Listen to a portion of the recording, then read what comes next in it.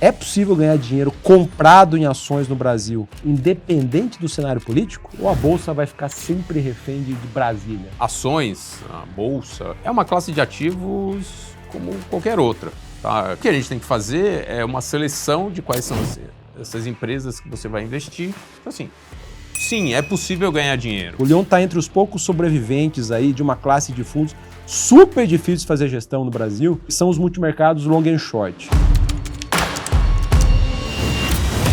No nosso caso, os fundos da Ibiúna, foi um bom ano, a gente estava rendendo 50%, 55%. A Petrobras tem o micro da empresa, tem o preço da commodity e tem o político.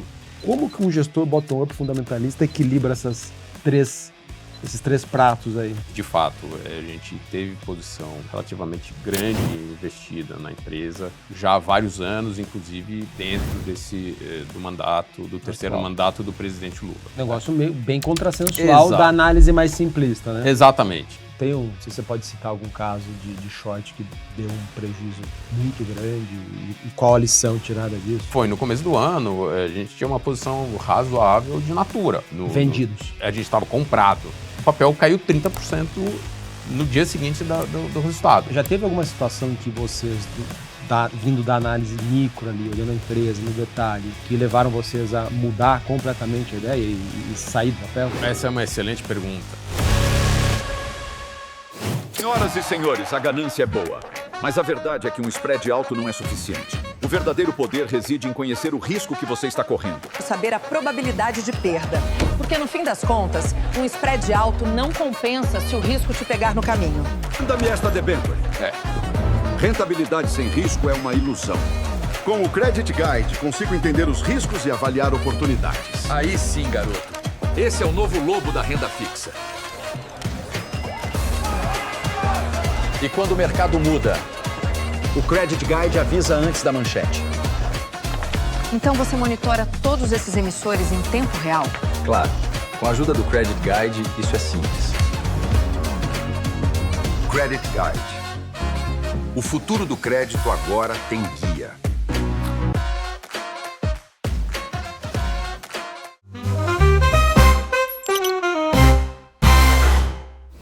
Bom dia, boa tarde ou boa noite. Bem-vindos a mais um episódio do Second Level. Meu nome é Samuel Ponsoni, eu sou sócio fundador da Outliers Advisory e esse é um programa em parceria com o Market Makers. Hoje nós temos um convidado aqui muito especial, como todos, eu preciso mudar como que eu falo aqui o início dos programas, que é o André Leon, sócio e gestor da Ibiúna Investimentos. Leon, obrigado por aceitar o convite. Eu que agradeço, é um prazer estar aqui conversando com você, com todos os ouvintes aqui. Representando a Ibiúna, sempre à disposição. Obrigado. Boa. Agora, antes de a gente começar, deixa eu falar aqui de uma novidade que pode mudar a forma como você acompanha o mercado de crédito no Brasil. Você já deve ter reparado como as debêntures ganharam espaço na carteira dos investidores e no dia a dia de assessores, gerentes em geral. Mas até hoje faltava uma ferramenta realmente completa para ajudar a analisar esse mercado. E é exatamente isso que o Credit Guide oferece. Pela primeira vez, você vai ter em um só lugar dados atualizados de spreads, variações de risco de crédito dos emissores, mais de 30 indicadores, além de comparações entre ativos e acompanhamento das ofertas primárias, aquelas ofertas que vêm ao mercado pela primeira vez. Ou seja, é informação e análise para te ajudar a gerar ideias de investimento e monitorar os investimentos e os eventos que realmente impactam o seu portfólio. E o melhor, o Credit Guide está começando com debêntures, mas em breve vai incluir outras classes de crédito também, como CRIs, CRAs, FDICs e outros ativos. Então, não perca tempo, acesse agora creditguide.com.br e experimente grátis por 30 dias. De graça, vale muito a pena. Bom, vamos lá. Eu vou falar aqui um pouco, Leon, do teu histórico. O Leon está entre os poucos sobreviventes aí de uma classe de fundos super difícil de fazer gestão no Brasil, que são os multimercados long and short.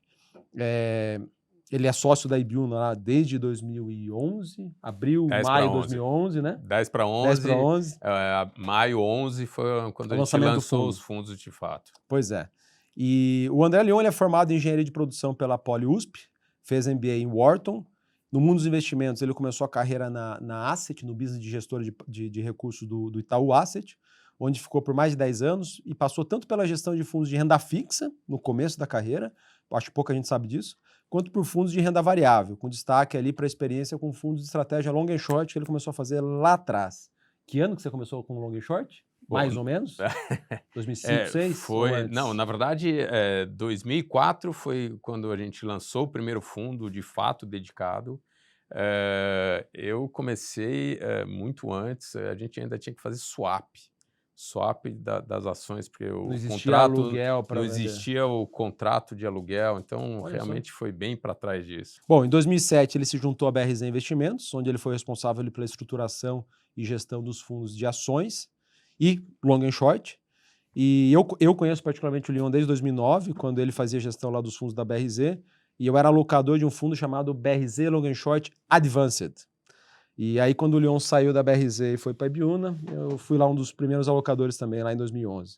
Então, ele se juntou à Ibiúna e está lá há 14 para 15 anos já. Exatamente.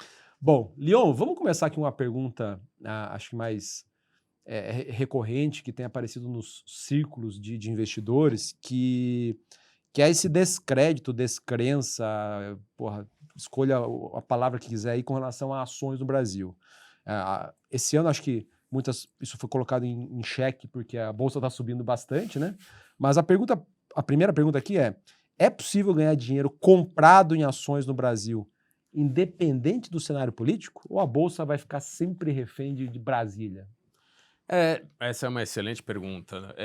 O que a gente tem que entender, acho que todos os investidores precisam entender, ações, a bolsa, é uma classe de ativos como qualquer outra. Tá? Crédito, fundos imobiliários, o próprio fundo de renda fixa, fundo DI, ações, que são classes de ativos que estão inseridos numa macroeconomia no Brasil. Então, o que a gente tem que entender é qual que é a expectativa, qual que é o ambiente para a gente fazer esse investimento. Então, assim, existe a percepção, e aí isso vem, na verdade, assim, todo mundo analisa, acho que o mercado mais longevo de ações, que é o mercado norte-americano, e lá a gente vê um mercado de ações que é extremamente rentável no longo prazo. Tá? E aí a gente fica fazendo a analogia dessa observação com todos os outros mercados. Então, assim, existe uma expectativa. As empresas, normalmente, elas são rentáveis, especialmente as ganhadoras, né, as vencedoras, e elas realmente remuneram os acionistas de uma maneira interessante. O que a gente tem que fazer é uma seleção de quais são essas empresas que você vai investir e ter essa visão, esse horizonte de investimento de mais médio e longo prazo. Então, assim, sim, é possível ganhar dinheiro, ser bem remunerado, tá? No Brasil, investindo em ações. E a gente vê diversos casos bem-sucedidos nessa direção. Então, a resposta é sim. Para quem, não sei se vai ter essa resposta, mas para quem está ali totalmente agarrado à renda fixa, porque o juro está alto hoje, né? Nós estamos aqui com juros ainda a 15%, muitas opções de ativos que pagam mais do que 15%, isento de IR, é uma jabuticaba gigantesca, né? Que não vai perdurar para sempre, mas tem muita gente que está ali agarrado à renda fixa e não vê sentido nenhum em ter qualquer coisa de bolsa. Tem você como gestor de ações que depende das pessoas terem apetite por fundos de ações, long buys, long and short, tem aí um ou dois argumentos que você usaria ou costuma usar para não sei se dissuadir ou ajudar as pessoas a pensarem um pouco diferente com relação a também ter ações? Acho que a discussão, na verdade, quando a gente entra em investir em bolsa ou em ativos com mais risco, acho que a discussão passa por cada investidor, então cada pessoa física, no caso, ou mesmo grandes alocadores, olhar o portfólio, equilíbrio de portfólio. Eu absolutamente não recomendo estar 100% investido em ações, longe disso. Mas é o equilíbrio, né? Porque, pelo outro lado, eu também não recomendo um investidor está 100% investido em renda fixa ou crédito, porque é uma concentração desproporcional numa classe de ativo que pode estar rendendo bem momentaneamente, mas a gente sabe que são ciclos. Então, realmente é o equilíbrio. Então, o que eu tenho, inclusive, especialmente esse ano de 2025, sugerido para as pessoas é fazer essa análise interna, né, pessoal, do portfólio que tem, pensando nos possíveis cenários para frente. O que acontece com a Bolsa se a Bolsa subir de novo 30%, como subiu esse ano. E aí a gente vê alguns fundos, alguns ativos rendendo muito mais do que isso. Tá? No nosso caso, os fundos da Ibiúna foi um bom ano, a gente estava rendendo 50%, 55%. Então, é um pouco dessa análise de o quanto você está confortável em correr um risco, tem que entender, existe um risco, mas olhando a ótica do retorno potencial. E aí a gente vai vendo, porque inclusive a gente pode fazer até cenários, né, de, puxa, o que acontece se 2026 é um ano importante de alternância política, sim ou não. A gente vai ter eleição para presidente em outubro de 26. Você tem cenários possíveis com essas alternativas. Então tem que entender isso, tá? Então acho que o grande ponto é esse equilíbrio, esse balanço entre retorno possível e risco.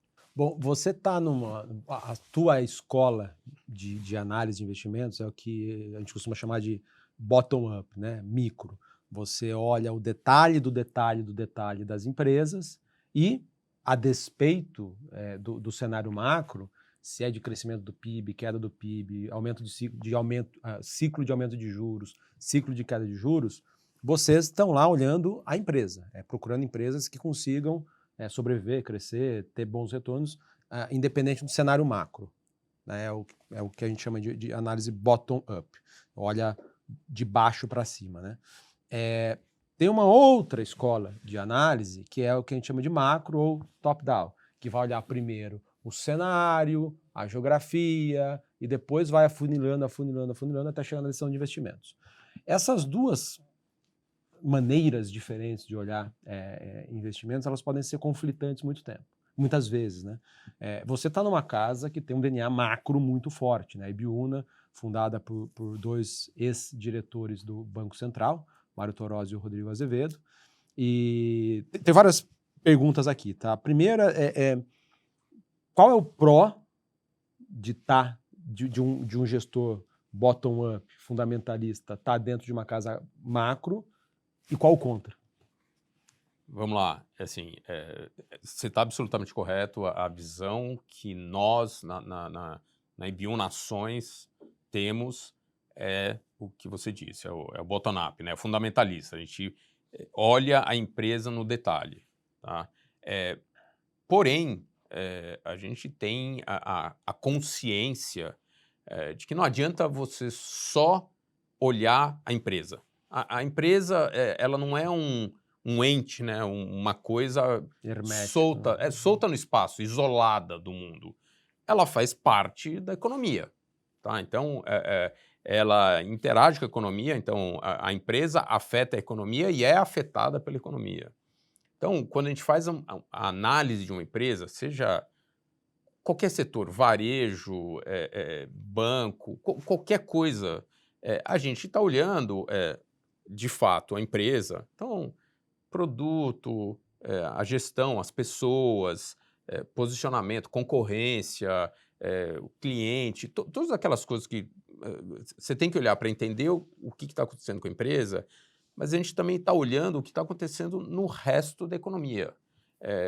A gente tem que entender como é que taxa de juros vai impactar a empresa, como que um crescimento maior ou menor vai beneficiar ou não a empresa. Então, a gente tem uma visão de o que acontece na macroeconomia e que pode afetar a microeconomia, a empresa. De novo, a gente investe nas empresas, mas a gente usa muito esses inputs para fazer, por exemplo, análise de cenário.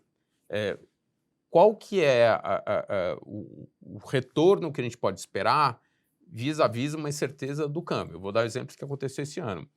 O câmbio no Brasil o dólar estava 6,20 na virada do ano. Hoje está 5,30. Tá? Então, a gente tem que entender, quando a gente olha uma empresa, a gente pode acertar tudo. Vou dar um exemplo, Vales. A gente pode acertar o preço do minério de ferro, o volume de minério vendido, tudo. Só que a receita saiu do 6,20 para o 5,30, mudou completamente. Não adianta, faz parte. Então, essa sensibilidade a gente tem que ter para entender como funciona. Tá? Então, e a gente faz isso para tudo. Então, estar na Ibiúna, você tem, justamente, esse é um dos prós que a gente tem. A gente tem uma equipe, vamos lá, tem uma equipe macro extremamente capacitada, com opiniões muito fortes, que fica muito próximo da gente. A gente tem acesso quase que irrestrito, né? A gente troca informação. Essa é uma coisa que existe na Ibiúna que desde o D0, né? Desde o primeiro dia.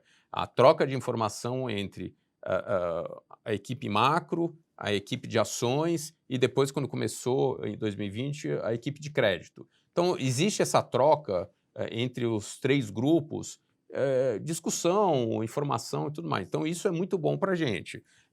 A gente não pode esquecer a tomada de decisão e a responsabilidade, né, da performance do produto é de cada equipe. Então, nós, no grupo de ações, a gente capta essa informação, é super positivo, a gente tem uma discussão super produtiva, mas a tomada de decisão final é nossa. Uhum. Se a gente quer comprar ou quer vender, é a gente que faz isso. Tá? Idem no macro e idem no crédito. Tá? Boa.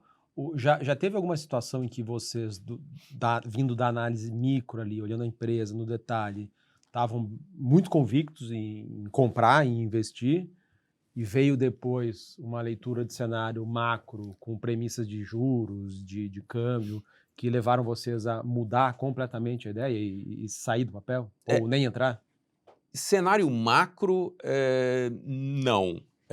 Porque o cenário macro assim, é uma coisa que, apesar da volatilidade ou da incerteza, é uma coisa que ele é muito mais, digamos assim, ele vai evoluindo de uma maneira mais gradual.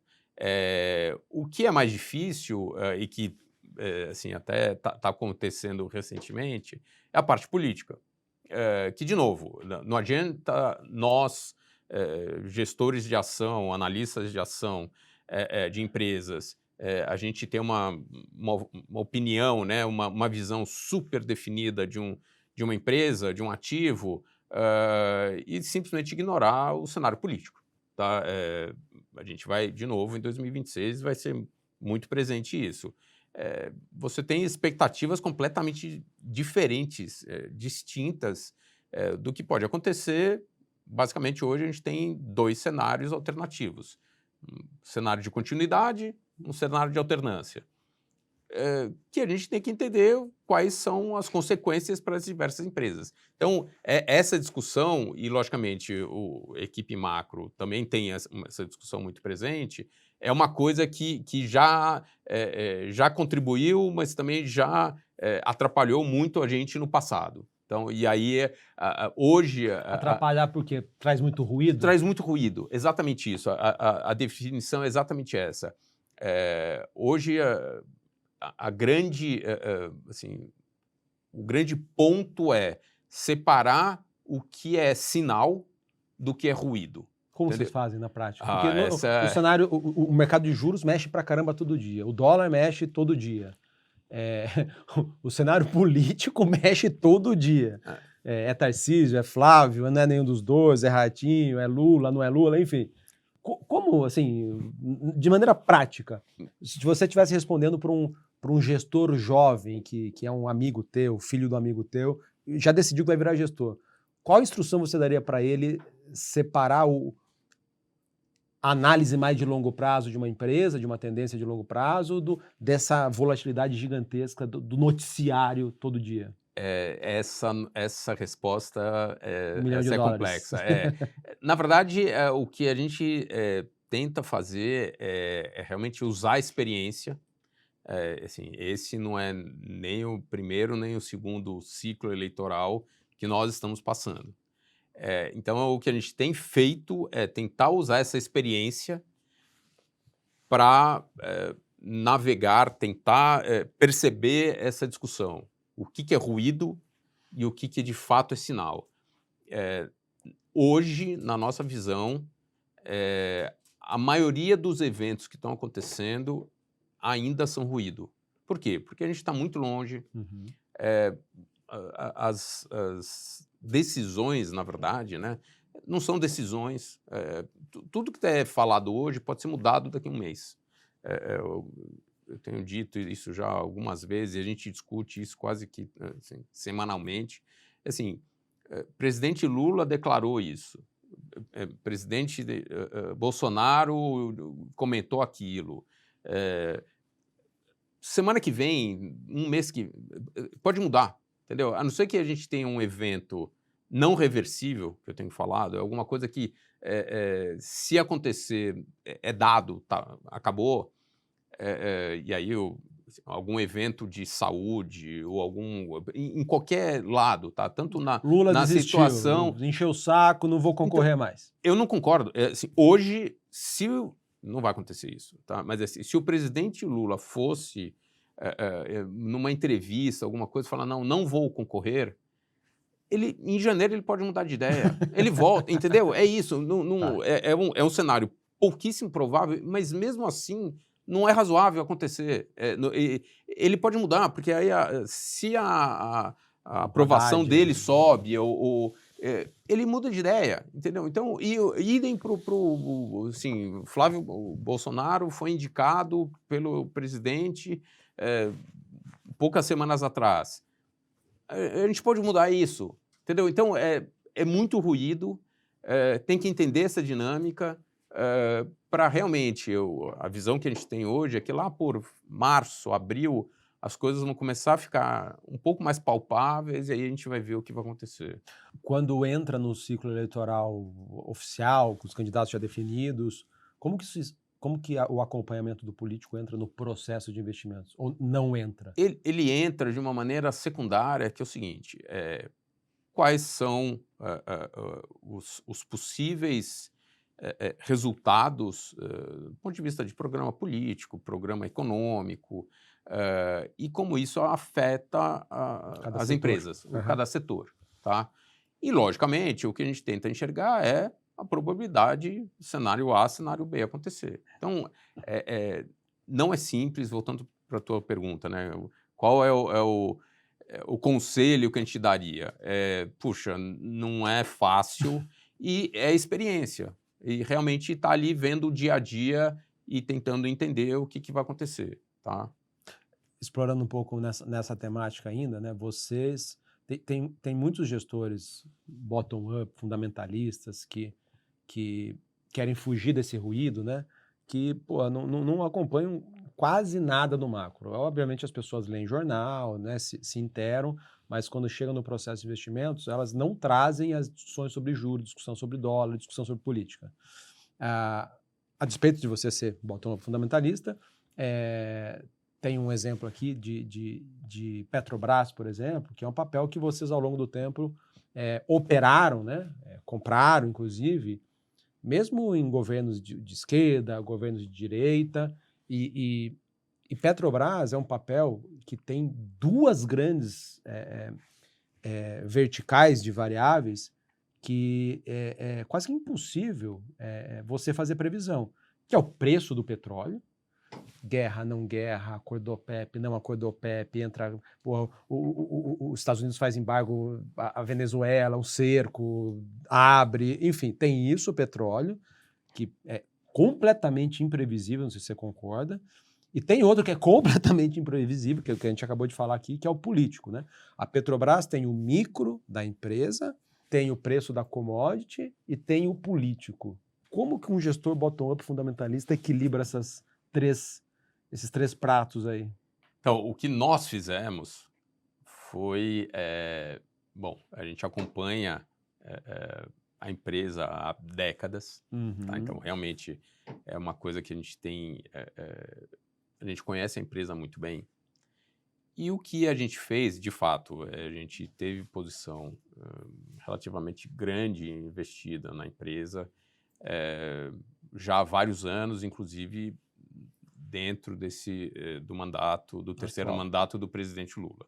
Que é um negócio meio, bem contrassensual. Exato. Da análise mais simplista, né? Exatamente. Qual que foi a nossa visão e por que a gente fez esse investimento? Hoje em dia, inclusive, para deixar claro, o investimento que a gente tem é muito menor. Por quê? Porque a empresa subiu, ela deu muita rentabilidade e a gente está, na verdade, a gente está reacessando, revisitando a tese para decidir o que a gente vai fazer para frente. No passado, 2020, 21, 22, o que a gente viu a empresa, desde que ela teve aquele momento crítico em 2015, que ela estava extremamente alavancada, com distorções de política de preço, fraudes e tudo mais, ela passou por um processo de reorganização, desalavancagem, processos de governança interna muito grandes. E aí, então, 19, 20, 21, a gente começou a ver que a empresa estava num nível completamente diferente de 5 anos antes, e ao mesmo tempo que ela ia gerar um caixa muito grande. Então, o que a gente viu, a nossa análise na época foi: existe risco de interferência política? Sim, existe. A empresa continua sendo uma empresa estatal. Só que esse risco ele era mais do que remunerado pela toda a geração de caixa que a gente estava vendo. Então, era o retorno-risco, o retorno era muito superior ao risco que a gente enxergava. Então, daí o investimento que a gente fez. E a gente, realmente, a gente viu, né? Não teve enormes planos de investimento. A gente até brincava internamente, né? Assim, dava a impressão que a empresa ia construir uma refinaria em cada capital do Brasil, né? Cada capital estadual. Porque, assim, as percepções dos investidores era uma coisa assim, completamente, para a gente, parecia irracional. E a gente viu que, na verdade, a empresa, o corpo técnico, que é um corpo técnico muito bom, ela executou assim, realmente investimentos que minimamente faziam sentido, ficavam de pé. E a gente viu realmente a geração de caixa virando dividendo, retornando para o acionista. E a gente pode discutir, não, a empresa é perfeita? Não, ela é longe de ser perfeita. A política de preço é transparente? Não, não é. Mas, minimamente, hoje, ela ainda é aderente a alguma coisa de um mercado internacional. Então, daí que vem o investimento e, de fato, o retorno foi extraordinário. Se ajustando por dividendos e tudo mais, quem investiu em Petrobras na época, realmente, voltando para a sua pergunta inicial, ganhou uma fortuna. Tá? Então, mas se tivesse que resumir, dá para entrar, mas só se tiver uma gordura muito, muito alta. Ou não é exatamente isso? Na verdade, é o seguinte, qualquer ativo, né, qualquer investimento, assim, o retorno esperado versus o risco que você está correndo. É que para um Itaú, para uma Equatorial, talvez a sua exigência, nem sei se você tem os dois papéis, a sua exigência de retorno talvez não seja absurda. Sim. Porque o risco é menor. Exatamente. Só que está o retorno esperado de um Itaú, de uma Equatorial, é muito menor do que a gente via lá atrás. É exatamente isso. É o retorno esperado versus o risco. A gente pode falar a mesma coisa de crédito. Qual que é o retorno esperado de uma debenture? É pequeno, porque o risco, teoricamente, é muito menor. Então, é essa análise que a gente tem que fazer. Entendeu? Boa. Que a gente faz exatamente nas empresas. Qual que é o retorno que eu estou vendo em uma Axia, antiga Eletrobras, num shopping center, numa Cirela? qualquer desses ativos é o retorno que a gente está vendo, geração de caixa, lucro e tudo mais, dividendos sendo pago para os acionistas, versus o risco que a gente está enxergando. E aí o risco que a gente coloca em cada uma delas é não só o micro ali, de fato, VGV que a Cyrela vai lançar, margem que a gente está enxergando, mas qual que é o risco do câmbio, qual que é o risco da taxa de juros, qual que é a taxa de desemprego, e por aí vai, porque assim, a gente não vai operar o câmbio, a gente não vai operar a taxa de juros, mas a gente sabe que, por exemplo, no caso da Cyrela, se a Selic ficar 15 ou se a Selic vai para 9, muda completamente o mercado imobiliário. É isso que a gente tem que entender. Boa, boa. Falando um pouco aqui de uma característica muito forte da área de ações de Ibiúna, né? Falar aqui da exploração de oportunidades vendidas em ações, né? Do short. Por que você acha que no Brasil tem tão poucas gestoras que exploram ganhar dinheiro ficando vendido em ações? Em tese, olhando de fora, e eu nunca fui analista de ações, em tese, dá para dizer que a análise a ser feita para você comprar, ela é mais ou menos igual à análise a ser feita para você vender, ou é muito mais trabalhoso fazer análise para ficar vendido, para ganhar com a queda? Não, acho que na minha visão a análise deveria ser a mesma, tá? Especialmente no Brasil, pelo menos na nossa visão,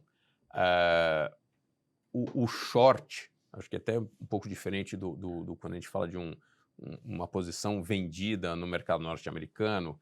Nos Estados Unidos, quando você fala que gestora A, tem especialmente aqueles, os astros, né, do pessoal lá especialista em posições vendidas, quando eles falam de uma empresa, é aquela visão de que a empresa vai quebrar, que a empresa, assim, fraude, não sei o quê.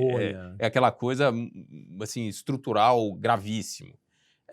Aqui no Brasil, pelo menos para a gente, boa parte dos shorts que nós fazemos tem muito mais a ver com o valuation, o quanto que aquela empresa está precificado no mercado de ações, vis-à-vis o valor justo que a gente acha. Então, inclusive, sim, a gente já fez em short em empresas que a gente gosta muito. Mas o preço estava errado. Mas o preço estava errado, entendeu? Assim, são empresas que a gente respeita o management, que são bem posicionadas, que tem uma história super interessante, só que quando a gente olhar no mercado, o quanto que o mercado estava precificando aquela empresa, era uma coisa díspare, então, era uma coisa que chamava muita atenção. Então, e aí a gente usa isso como um relativo, né? A gente vai lá, compra a empresa A, que a gente acha que tem um upside muito maior, e vende a empresa B, que a gente acha que tem um upside menor. E a gente captura essa diferença. Então, acho que essa é uma das visões que a gente tem, que tem que entender como funciona o mercado brasileiro. Acho que Por que tem tão pouco gestor fazendo isso no Brasil? Essa é uma boa pergunta. Assim, o mercado brasileiro, até por ser um pouco menor, bastante menor, né? Assim, você tem que, de fato, investir na infraestrutura, nas pessoas. Isso é uma coisa que a gente faz muito na Ibiúna, né? Investir em pessoas. O core do negócio de gestão são pessoas. Então, a gente tem que ter as pessoas para fazer essa coisa de uma maneira bem feita. Acho que não foi feito isso. As pessoas, as outras gestoras fizeram menos do que deveriam. Não sei. Alocação de tempo. Preferiram não alocar no desenvolvimento das técnicas para fazer é um business, vendidas. Inclusive, assim, pelo menos por enquanto, é um business que tem uma capacidade limitada. Não é você não consegue montar um business com um fundo com 10 bilhões de reais de long and short. Não dá. Justamente porque não dá. Então, é uma coisa que as pessoas têm que entender que é talvez um pouco mais de nicho do que o business como um todo. O short tem uma característica também importante que talvez bote muita gente para fora disso, né, de não explorar, que em tese tese não, né?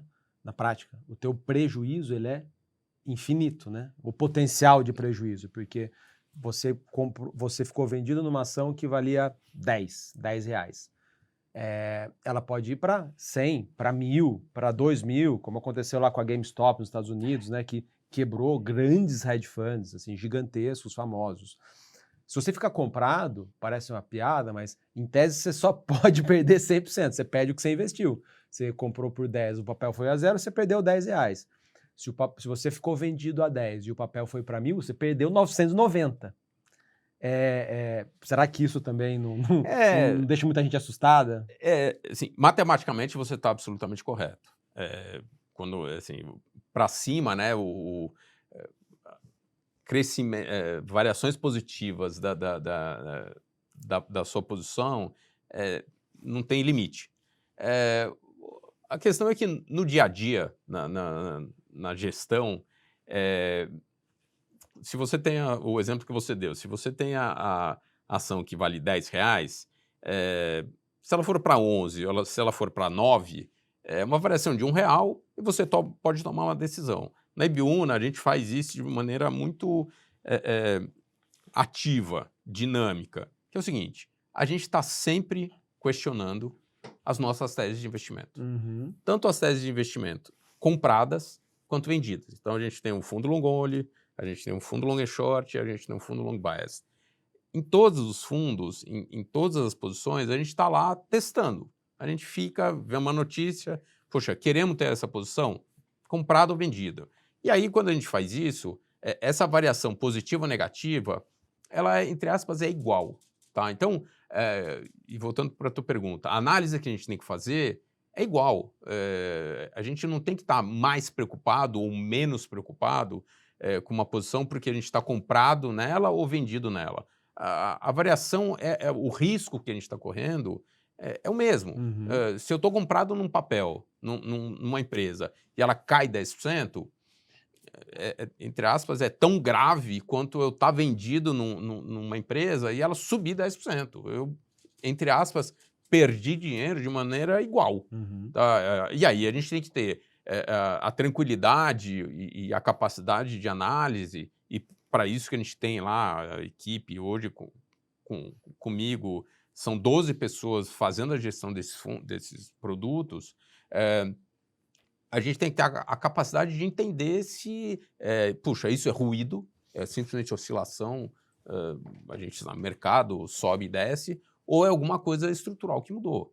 Se é uma coisa estrutural que mudou, seja a gente uma posição comprada, seja uma posição vendida, a gente tem que ir lá e agir, tomar decisão, aumenta, diminui, zera, troca. A gente não pode esquecer, né? De novo, bom, primeiro, a gente erra. Uhum. 2, o cenário muda. Então, e 3, as empresas nem sempre são completamente transparentes. Entendeu?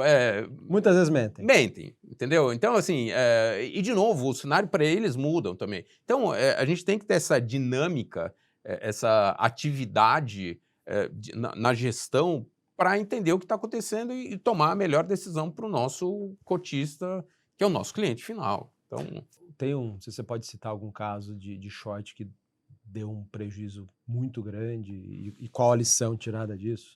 Então, vários. Fala assim, algum emblemático. Assim, o último recente que a gente errou, justamente, acho que cai um pouco nessa, assim, a empresa não foi exatamente transparente, foi no começo do ano, a gente tinha uma posição razoável de Natura. Vendidos. A gente estava comprado. Tá. Exatamente isso. A gente estava comprado e o papel caiu 30% no dia seguinte do resultado. Então, é exatamente isso. Essa percepção de que só o short machuca. Não, o long machuca muito também. Sim, tá? sim.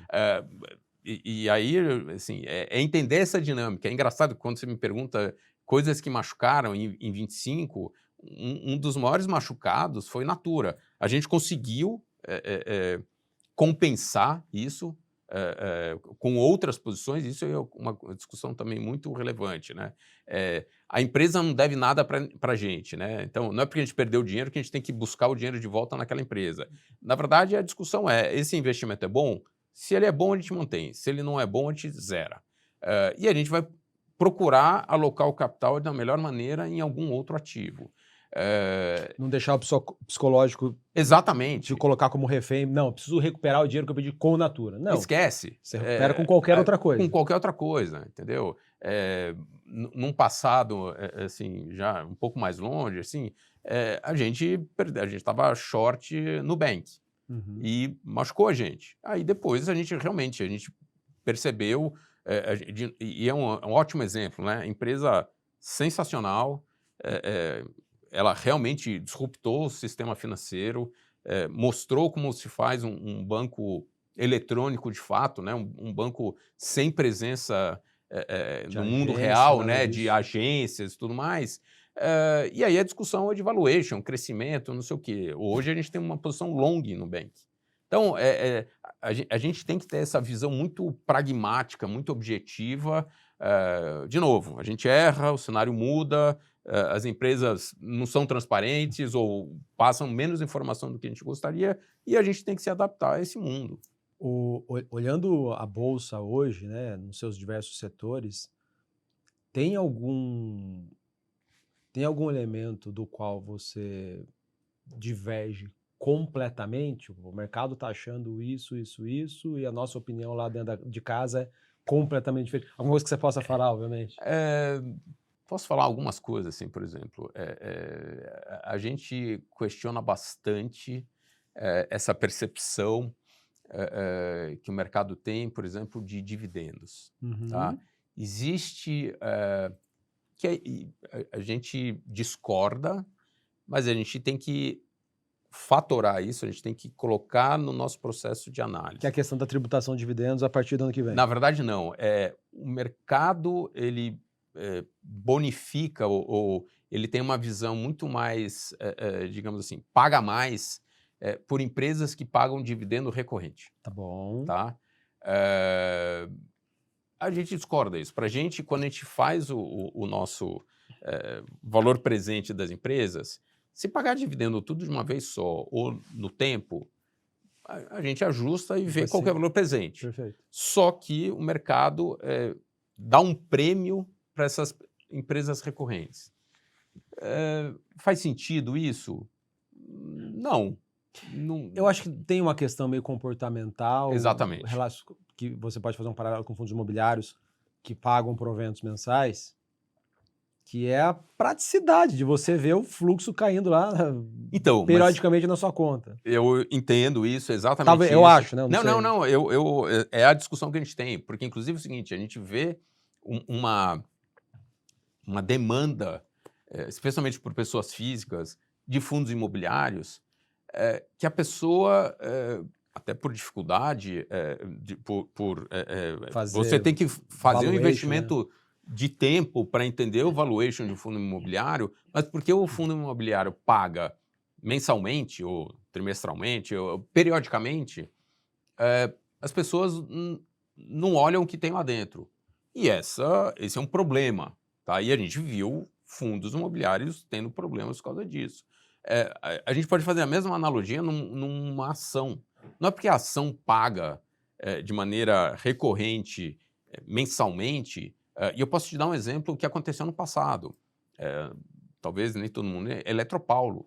Eletropaulo, que hoje era listada, hoje é a atual Enel, que está, inclusive, com um questionamento atual. Assim, ela tinha um valuation completamente distorcido. A gente tinha posição short grande, simplesmente porque a pessoa física via de uma maneira desproporcional esse pagamento de dividendo. E a gente tomava squeezes quando, não, vai pagar dividendo. O papel ralhava de uma maneira assim, subia pra caramba. E a gente operava isso, a gente reduzia o short antes, quando a gente sabia quando que era recorrente.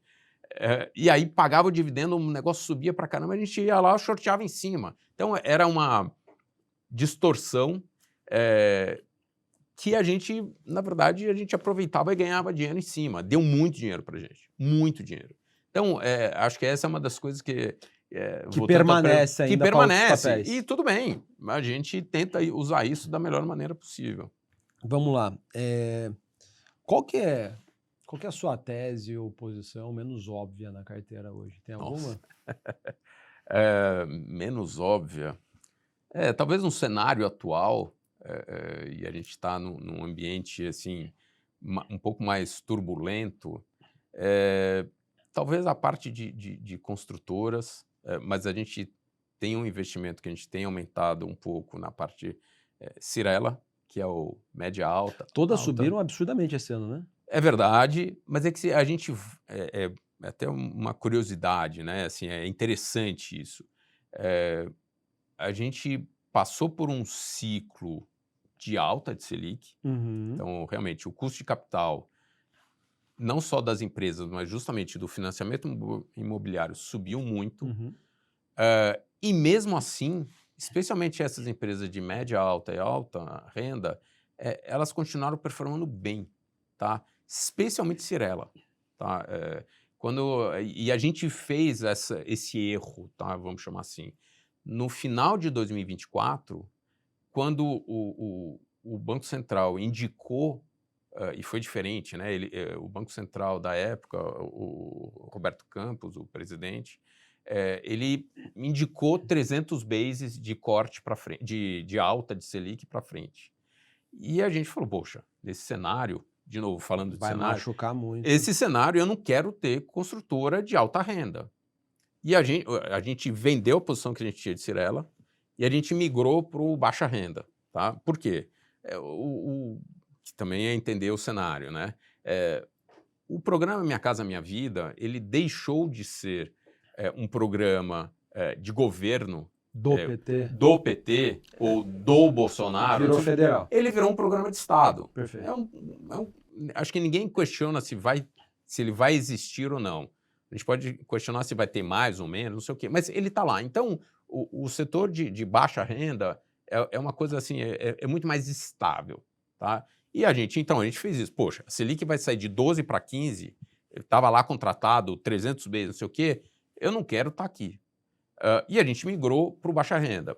Só que aí a gente viu, no decorrer de 2025, especialmente Cyrela, ela performando super bem, operacionalmente. Continua vendendo, continua lançando, e aí teve a discussão, poxa, será que isso foi por quê? Porque os bancos pararam de dar financiamento para os concorrentes da Cyrela, ou seja, os bancos preferem correr o risco de crédito de Cyrela e algumas poucas outras grandes construtoras. E aí, então, assim, com a Selic a 15%, o mercado encolheu, só que Cyrela ganhou market share. Pode ser, e por isso que eles estão performando bem. Só que se é essa visão e a gente vai ter um ciclo de redução de Selic em 2026, porque a inflação já está convergida e tudo mais, toda aquela coisa macro, se a Cyrela está performando a 15 bem, o que vai acontecer se a Selic for para 12? E a gente está olhando o valuation dela. Cyrela está por volta de 5 vezes, 6 vezes. Se você tira o business de baixa renda de dentro dela, ela fica mais barato ainda. Então, esse é um tipo de coisa, só que ela acho que é um pouco menos consensual do que, digamos assim, a maioria das pessoas pensa. Tá? Boa. Que mais? Tem outros, de fato, Petrobras. Petrobras é difícil, né? Na verdade, hoje, acho que o questionamento maior é o próprio lado da commodity, do petróleo. O petróleo hoje estava por volta de $60 o barril. Acho que, até assim, se a gente tiver um cenário de continuidade do lado político, acho que as pessoas não questionam tanto, assim, você vai ter uma continuidade da gestão atual, que é uma gestão ok. Então, é uma visão muito mais, poxa, o que vai acontecer com o petróleo? E aí, onde a gente consegue, que na verdade é o long buys e o long and short, a gente faz o hedge do petróleo. E aí, então, a gente tenta eliminar esse risco. Mas é uma visão construtiva que a gente tem, mas a gente ainda está construindo isso. Então, acho que respondendo a tua pergunta de posições diferentes, acho que é mais ou menos isso. Para você isolar uma das variáveis da Petrobras, você fica comprado no papel, e monta uma posição vendida no petróleo. Exato. O quanto que isso funciona ao longo dos anos, a correlação disso? Funciona bem. Funciona porque é justamente a Petrobras, como qualquer outra produtora de petróleo, ela está exposta ao preço do petróleo. No dia a dia, não é um hedge excelente. Uhum. Mas no médio prazo, assim, de novo, no começo do ano, o petróleo estava ali na casa de 85, 90 dólares o barril. Hoje está na casa de 60. Todas as petrolíferas do mundo sofreram com isso. O preço da commodity, do produto que eles vendem, caiu. Uhum. Todo mundo teve que rever para baixo, expectativa de receita, EBITDA, lucro e tudo mais. Então, funciona. A gente tem que entender que ali no dia a dia não é um hedge perfeito, não é uma arbitragem. É uma coisa de que a gente tenta tirar esse risco de médio prazo da empresa, que a gente cobre o setor de petróleo, mas a gente não opera petróleo, não é uma coisa que, assim, eu não sei quanto que o Brent vai estar daqui 6 meses. Pode estar 90, pode estar 40, não sei. Faria sentido, ou já fez sentido em algum momento, usar a mesma analogia para Vale? Comprar o papel e ficar vendido no minério de ferro? Sim, e a gente faz isso. Sim. Onde existe a commodity, e a gente tenta tirar esse risco, tá? Ou minimizar esse risco, tá? Logicamente que tem um pouco também de análise, assim, você vê historicamente níveis que as commodities, né, elas oscilam, tá? Então, no caso de, por exemplo, celulose, não dá para imaginar, que está num preço muito baixo. Exatamente, assim, hoje o preço da celulose ela está na parte de baixo ali do range. Imaginar que vai cair muito mais parece pouco provável. A própria empresa, a Suzano, teve o Suzano Day algumas semanas atrás, eles deram uma indicação de um cenário mais desafiador para os próximos anos, do ponto de vista da commodity, mas é muito mais uma visão de uma retomada. Então, vai ser difícil essa retomada de preço, mas não é que o preço vai continuar caindo sem parar, porque a gente sabe, é um ciclo, e as empresas, quando a commodity fica muito tempo abaixo da linha d'água, né, as empresas não geram caixa, elas começam a fechar capacidade. Isso aqui é um processo doloroso, demora, mas eles fazem isso, a gente sabe. Então, esse tipo de análise a gente leva em consideração, sim. Vocês têm 3 produtos lá, né? Escala de risco. O IBU na long and short, que tem uma carteira comprada e uma carteira vendida de mais ou menos mesmas proporções. Então, é um fundo neutro, né? Em tese. Você tem o long bias, que tem uma carteira comprada e tem uma carteira vendida que pode oscilar bastante, né? Pode ficar 30% líquido comprado, pode ir para 100%. O long bias, o net, né, que a gente fala, ele oscila ali por volta de 40 até 70, 80. Tá? A gente faz essa gestão de uma maneira também, bottom-up, tá? Assim, conforme a gente vai achando oportunidades de compra, ou seja, ativos que a gente vê, ações que a gente vê, que a gente acha que estão muito baratas, a gente vai adicionando. Então, naturalmente, esse net long cresce. Tá? Então, aconteceu esse ano. Tá? Na entrada ali do ano, fevereiro, março, como eu falei, a gente estava com uma visão, a gente tinha uma dúvida muito grande de o que ia acontecer com a economia, com a atividade. A gente estava com uma incerteza muito grande, a gente estava com o net long ali por volta de uns 40%. Conforme a gente foi passando o tempo e a gente viu que, as empresas não estavam sofrendo da maneira que a gente estava esperando, e a gente estava vendo o valuation das empresas, a gente foi adicionando, a gente foi comprando coisas. Poxa, isso aqui me interessa. Poxa, esse papel aqui está muito interessante, está muito atrativo, e a gente foi colocando. Então, quando a gente chegou ali por agosto, setembro, a gente estava com um net long, na verdade, por volta de quase 80%, um pouquinho acima disso, porque a gente foi construindo essa posição. Hoje a gente está com uma posição menor, a gente está por volta ali de pouco abaixo de 70% net long. Boa. Bom, tem esse, e o produto mais fácil de entender é o ações long only, né, que só fica comprado em ações não tem uma proteção. Você pode ir até ali 90% comprado, geralmente fica Entre 90 e 95 100, exato. Perfeito. Eu estava pegando os dados aqui, né? Nos últimos 5 anos acumulados, esses 3 produtos, long and short, long buys e long only, por coincidência, né, no dia que eu tirei a foto aqui, o IBIO na long and short acumulava nos últimos 5 anos 106% e o IBIO na long bias mais ou menos 105%. Então, pô, muito, muito próximos. O long bias toma mais risco, né? E o fundo de ações, o IBIO na equities, 72%. Todos eles batendo o CDI de 67% e batendo o Ibovespa de 38%. Isso nos últimos 5 anos. Se a gente vai para os últimos 10 anos, que vocês têm mais do que isso de histórico, o long bias fica em primeiro aqui, com 314% mais ou menos acumulado no período. Depois vem o IBIO na equities, com 290%, e o IBIO na long and short com 258%. Também o IBIO na long and short ficou muito parecido com o Ibovespa, quase que igual aqui. O Ibovespa deu 257 e o CDI foi 143. Então, muitos números aqui para dizer o quê? A pergunta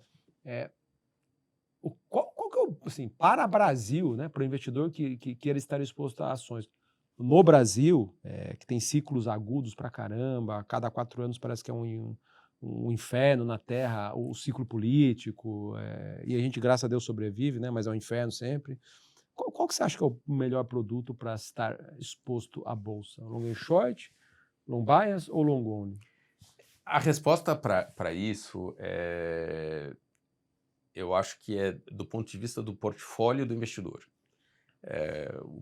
O investidor é que tem que tomar a decisão de como ele quer posicionar o portfólio. E aí entra aquelas coisas de capacidade de poupança, idade, horizonte de investimento, porque justamente isso, o que você comentou. A maneira que eu vejo os nossos produtos é uma gradação de risco. Uhum. A gente tem um long e short, que é o fundo com um menor risco direcional. Ele tem risco, mas ele não tem risco direcional. No outro extremo, a gente tem um long only, que é o fundo que tem 100% de risco direcional. Então, o que você comentou, a gente pode fazer no máximo 10% de caixa. Ele está pelo menos sempre 90% investido. E a gente tem um long bias no meio do caminho aqui entre os dois, que é o que a gente faz a gente tem mais um grau de liberdade de aumentar ou diminuir esse long, né? Essa exposição direcional. E aí a gente tem que entender, de novo, qual que é a expectativa do cliente, né? O long and short é o cara que olha para o CDI. A ideia dele é CDI+. Então, a gente não tem direcional, a gente quer sempre gerar alfa. Uhum. O long only é o cara que é o investidor que está olhando a bolsa e quer uma rentabilidade acima da bolsa. Então, assim, se a bolsa cair 30%, esse fundo, ele vai... o nosso objetivo é cair menos que a bolsa. Então, é CDI, Bovespa, ou no caso, o IBX. benchmark dele é o IBX mais alguma coisa. Então, mas se der a bolsa cair 30, a gente cair 20, a gente gerou alfa. E no meio do caminho tem o long bias, que inclusive o benchmark dele é o IMAB, né? É o IPCA mais o juro real. Eu, pessoalmente, no meu portfólio, eu tenho muita concentração no long bias, porque inclusive tem esse grau de liberdade de aumentar e diminuir. Mas cada um tem que entender como é que encaixa as peças no portfólio. Indo para o final aqui já, se você tivesse que começar uma gestora hoje, o que você faria diferente, cara, do mercado na média? Como montaria a sua gestora? Por algum motivo, assim, um cenário muito positivo, a IBIUNA deu super certo, mas, enfim, combinaram de ter um capítulo novo. Como seria essa gestora? Olha, nunca tinha me feito essa pergunta, mas a gente faz na gestora o mesmo, acho que o mesmo procedimento que a gente faz na gestão. Que é o seguinte, poxa, se a gente tem alguma coisa na gestão, nos fundos, que a gente acha que está errado, a gente toma a decisão as medidas para corrigir. Na gestora, né, na empresa Ibiúna, a gente faz a mesma decisão, né? A gente analisa a empresa, se tem alguma coisa que está errada, se tem alguma coisa que a gente desgosta, a gente corrige, ou faz o processo para corrigir, né? Então, assim, a pergunta, assim, hoje, se eu estivesse começando do zero a gestora, na verdade, eu acho que eu faria não o que eu fiz, o que a gente fez 15 anos atrás, mas o que a gente está fazendo hoje, né? Então, realmente, investir em pessoas, ter uma governança muito forte, produtos bem definidos. Você começaria uma gestora, assim, a escola do David Swensen, que formou muita gente no mundo e no Brasil também, sempre preferiu as boutiques, né? O cara que só faz multimercado, o cara que só faz private equity, o cara que só faz ações. Bonito pra caramba no livro texto, lindo, nos Estados Unidos funciona. Pô, no Brasil a gente viu, principalmente nos últimos 4 anos, que o buraco é mais embaixo. Você começaria hoje uma gestora só focada em ações ou você já começaria... Porque você se juntou ao Ibiúna 2 anos depois de começar, logo no começo, mas já tinha lá a área macro. Não, eu me juntei, não, menos que isso. Eu me juntei há 6 meses. Né? Exato. Não, verdade, no comecinho. Exato, não. A resposta é o seguinte... Mas você começaria... como uma boutique... Multi-áreas já? Eu acho que tem muito valor você estar numa gestora multi-áreas, tá? Então, a resposta para você é não. Eu começaria independente? Não. Você tem uma sinergia muito grande em você ter essas multi-áreas. E do ponto de vista da empresa, você tem uma sustentabilidade que te dá uma liberdade maior de fazer a gestão, tá? Então, você... O back-office, o comercial, tecnologia, tudo. É pago por mais áreas. Tudo. E você sabe que você consegue fazer uma gestão mais isenta, mais independente, mais estável, sabendo que você está numa gestora multi-áreas. Tá? Eu, na verdade, assim, do meu ponto de vista, eu sou uma boutique. Eu só penso em ações. Eu só penso nos produtos ações. Só que eu, do ponto de vista administrador da empresa, da minha empresa, eu sei que eu estou numa plataforma muito mais estável. Então, eu tenho muito mais tranquilidade de fazer a gestão equilibrada, sem estar me preocupando com a sustentabilidade do business, manter as pessoas. Porque eu sei que a gente está ali, a gente está bem feito, a gente está bem estruturado. Então, a resposta para você é não, eu faria exatamente a mesma coisa que a gente está fazendo hoje. Muita gente gosta de perguntar sobre dica de livro, né? Acho que tem, se você pegar todos os podcasts aí do que tem de mercado, você tem livro para ler pelos próximos 400 anos. Eu gosto de perguntar uma coisa diferente, né? Num ambiente cada vez mais em que nós somos bombardeados por fontes de informação, tudo, pô, só de podcast tem, sei lá, centenas e centenas e centenas, séries, tem os relatórios de mercado que você deve ler pra caramba. A pergunta aqui é sobre livros.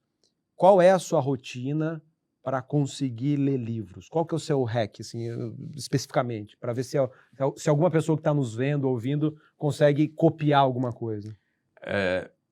Acho que todas as pessoas deveriam fazer uma curadoria. Então, curadoria de como você aloca seu tempo. Tá? Então, coisas que você deve fazer e também, muito importante, coisas que você não deve fazer. Então, no meu caso, coisas que eu recomendo as pessoas não fazerem. Tá? Por exemplo, eu não assisto séries que viram novela. Aquelas séries com N temporadas e coisas completamente, assim, infindáveis, porque justamente isso, a quantidade de informação, e na verdade até o questionamento se isso é informação ou não, consome seu tempo. Então, assim, é importantíssimo a gente ter o nosso tempo ali pessoal, né, para você descomprimir, relaxar um pouco, conseguir dormir à noite, não sei o quê. Mas mesmo isso a gente tem que fazer de uma maneira construtiva. Então, por exemplo, também assim, a minha presença em Instagram, Facebook, não sei o quê, ela é baixíssima, porque é aquela coisa de que você fica só dando para cima, é insano. Você passa 1 hora, 2 horas, você não percebe, só que comeu seu tempo. Então, essa visão, todo mundo fala de curadoria de livro, curadoria de não sei o quê, mas você tem que fazer a curadoria do seu tempo. Como você vai alocar seu tempo, o tempo é finito, para entender o que você vai fazer. Então, assim, logicamente, quando eu vou ver alguma coisa para relaxar, eu vejo, normalmente, eu vejo coisas no YouTube que são não relacionadas, então eu vejo muita coisa de física, eu vejo muita coisa de matemática, que são aqui 5, 10 minutos de episódios que eu acho interessante, que são completamente relacionados. Nada a ver com o mercado. Mas que tem um começo, meio, fim. E acabou. Não é uma coisa assim que... E aí, quando termina, eu desligo e vou dormir. Mas você lê de manhã, você lê antes de dormir, você lê sábado, domingo? Não, então... Como que é a tua rotina? Então, eu leio à noite, tá? Então, eu vejo essas coisas à noite ou no final de semana. Porque a manhã e o dia, a gente mercado financeiro, muito cedo. é muito objetivo, entendeu? Começa de manhã, eu tenho que entender o que aconteceu, quais são as informações disponíveis, não sei o quê, e aí a gente entra no dia, é uma coisa tomada, tá? Mas voltando para a tua pergunta, curadoria. Curadoria do nosso tempo e como a gente investe esse tempo, tanto para aprender quanto para relaxar. Sensacional. Cara, obrigado por mais um papo. Eu que agradeço. Para quem não lembra, em 2022, eu acho que foi maio 22, eu já tinha feito um papo com o Leon na minha antiga casa. Então lá a gente falou um pouquinho mais de história da Biuna, que a gente trouxe coisas mais atemporais. E, bom, prazer falar contigo de novo. Obrigado pela oportunidade. E, pessoal, obrigado pela audiência. Curtam aqui, compartilhem, deixem seus comentários, curtam os outros programas aqui do canal Market Makers e nos vemos na próxima.